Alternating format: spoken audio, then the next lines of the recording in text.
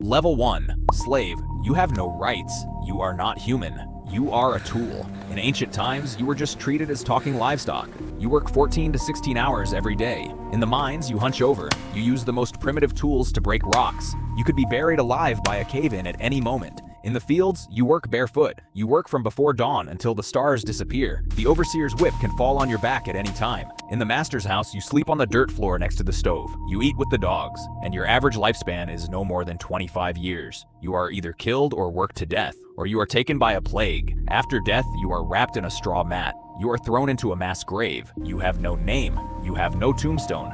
No one remembers you.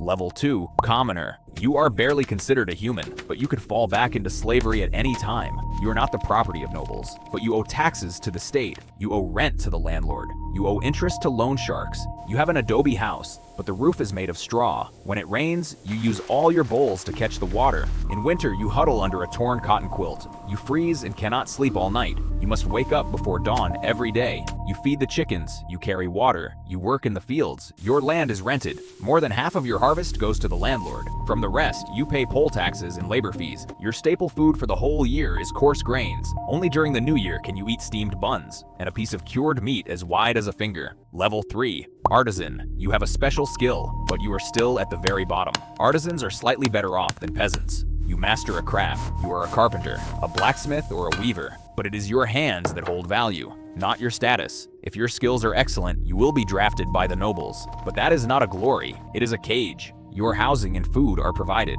but you cannot leave. Your son must also inherit your craft. For generations, your family will make furniture or forge weapons for others. Level 4. Merchant. You are rich, but you are looked down upon. In ancient times, merchants were the most despised. No matter how rich you are, you cannot wear silk. You cannot ride in a sedan chair. You cannot take the imperial exams. Your son has absolutely no chance of becoming an official. You might be very wealthy. You have a brick house with a tiled roof. You have maids and servants. You eat meat at every meal, but your social status is similar to a beggar. You could encounter bandits at any time. You could lose your life and your wealth. If you meet a corrupt official, your home could be raided. Your family could be wiped out. Level 5.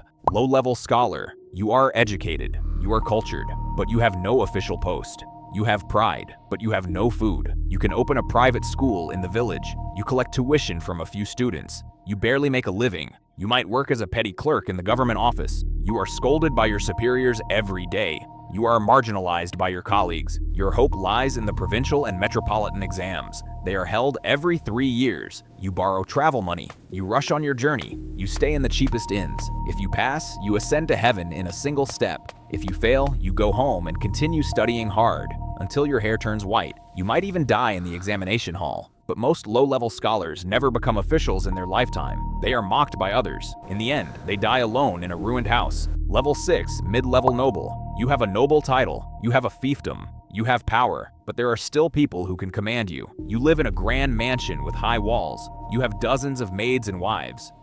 You wear silk and satin. You eat exotic delicacies. You ride in a sedan chair when you go out. You are surrounded by attendants. With one word, you can ruin a commoner's family. With one look, you can bankrupt a merchant, but you are still not safe. If the emperor dislikes you, a single edict can confiscate your property. If political enemies frame you for treason, your entire family could be executed overnight. You spend every day guessing your superior's thoughts. You send beauties and jewels to the emperor. You have no true friends. Everyone approaches you for your power. To inherit your title, your son might wish for your early death. To fight for your favor, your wives might poison you. Level 7. Top aristocrat. You are under one person. You are above 10,000 people. You are only one step away from becoming the emperor. You live in the most prosperous area of the country. Your mansion takes up half a street. When you go out, the commoners kneel to welcome you. When you attend court, all officials look at you with awe. Your sons marry princesses. Your daughters marry crown princes. Your words are the drafts of imperial edicts. But you are the person the emperor wants to kill the most, because your achievements and power are too great. The emperor has nothing left to reward you with.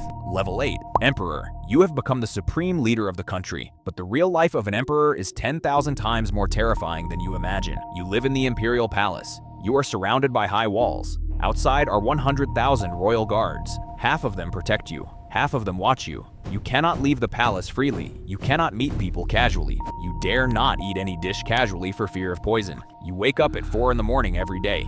You attend the early court. You read memorials. You listen to ministers argue. You have no privacy. You have no friends. You have no love. Your empress, concubines, eunuchs, and maids are all scheming against you. You cannot tell the truth to anyone. When you sleep, dozens of eunuchs stand outside your door. Even when you roll over, someone records it. When you fall ill, the minister's first reaction is not to care about you. They are considering who will succeed you. When you die, they bury you in the dirt. Then they immediately kowtow to the new emperor.